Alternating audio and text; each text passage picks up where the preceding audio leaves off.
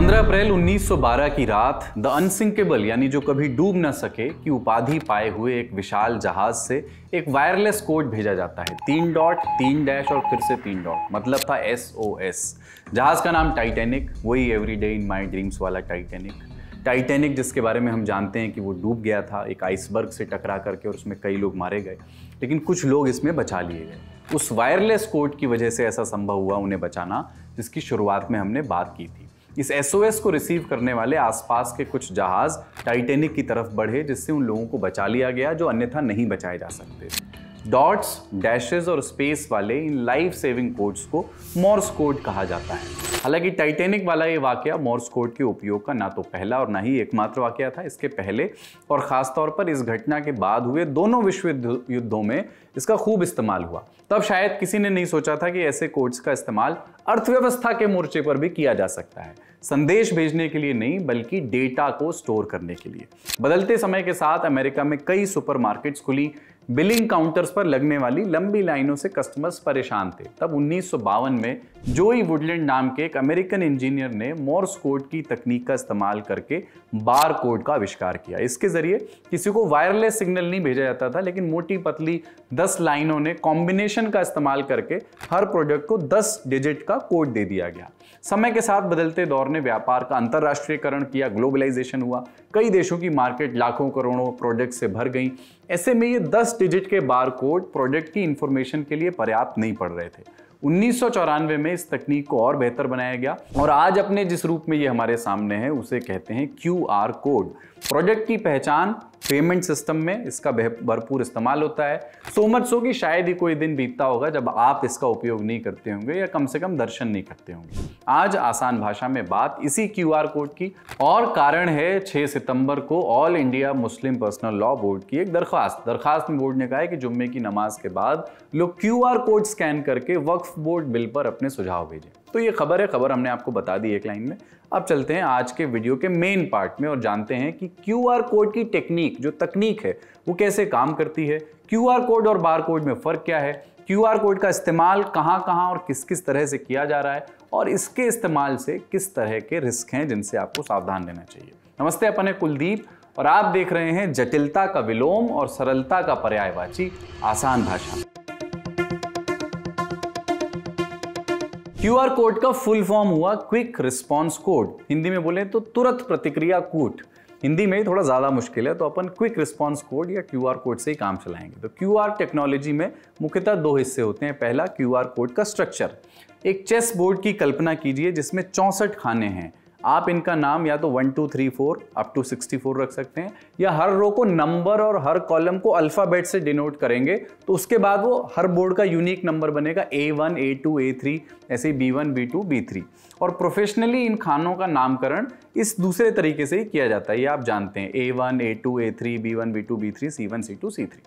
वापस कल्पना के किसी मोमेंट में डाइव इन करते हैं जहां आप अपने खास दोस्त के साथ चेस खेल रहे हैं साहब, और गेम इंटेंस हो गया है। एक पाव परवल की मिठाई की शर्त लगी हुई है, लेकिन फिर माताजी आपको कूटने के लिए रूम में प्रवेश कर चुकी हैं।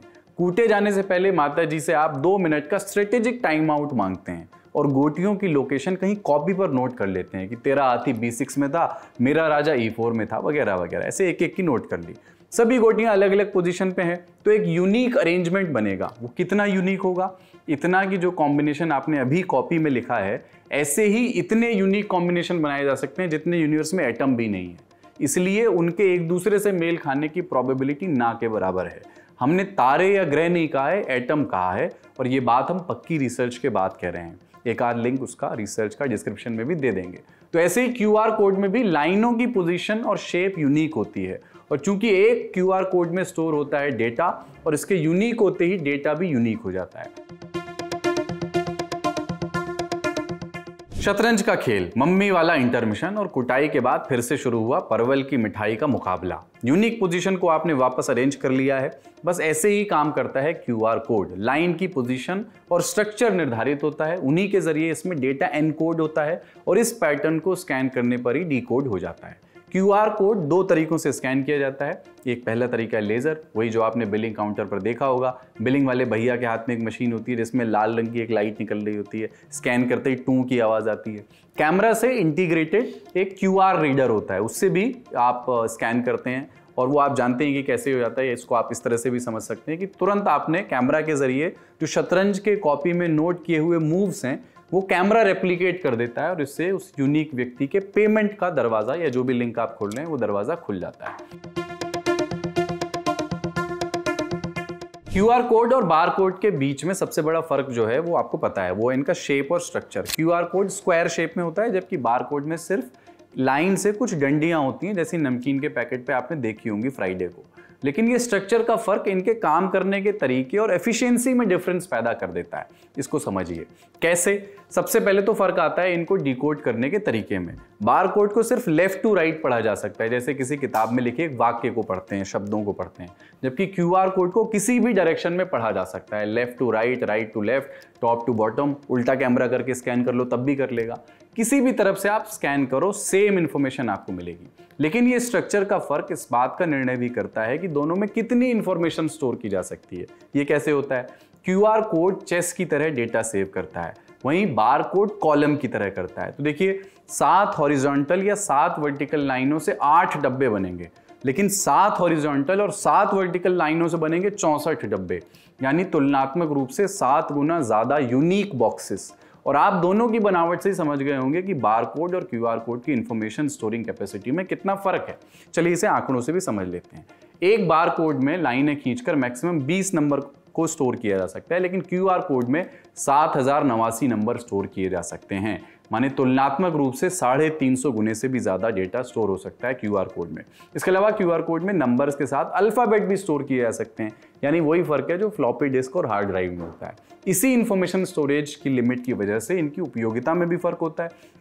मिसाल के तौर पर बार कोड वेयर हाउस में सामान का डेटा स्टोर करने या ग्रोसरी शॉप पर प्रोडक्ट्स की लिस्टिंग करने ऐसी सेवाओं तक सीमित है। लेकिन QR कोड जैसा विशाल समंदर, इसके दरवाजे से वेबसाइट का URL खुल सकता है, किसी पेमेंट का पाथ बनाया जा सकता है या फिर किसी प्रोडक्ट की डिलीवरी को ट्रैक करने जैसी हैवी डेटा चीज़ों में भी यूज़ किया जा सकता है। अब तो हाल ये है कि लोग वाईफाई का पासवर्ड नहीं मांगते, बस कहते हैं कि भैया QR कोड स्कैन करवा दो।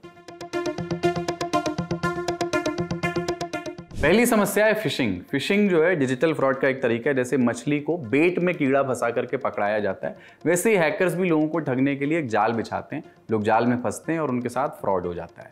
फिशिंग का इस्तेमाल QR कोड के जरिए भी होता है। असल में कई फ्रॉडी फर्जी QR कोड बना लेते हैं, जिसे स्कैन करने पर एक फर्जी बैंक या फाइनेंशियल वेबसाइट खुलती है। लोग उसको ट्रस्टेड समझ के उसमें अपने अकाउंट डिटेल्स या काम भर के डिटेल्स, जरूरी डिटेल्स डाल देते हैं और उसके बाद फिर होता है खत्म, bye bye, tata, goodbye, गया। दूसरी चीज है डेटा की चोरी। इसका इस्तेमाल करके हैकर्स मोबाइल का डेटा भी चोरी कर लेते हैं। असल में कई बार QR कोड स्कैन करने से फोन में फर्जी ऐप डाउनलोड हो जाते हैं और फोन की सभी जानकारियां, मैसेजेस, फोटोज, वीडियोज या फाइल्स चोरी हो जाती हैं। तो QR कोड जैसी टेक्नोलॉजी का भरपूर इस्तेमाल करें, लेकिन इस्तेमाल करते समय सचेत भी रहें, कुछ भी स्कैन ना कर बैठे। एक बार आपका पैसा जाम ताड़ा गया तो फिर गया।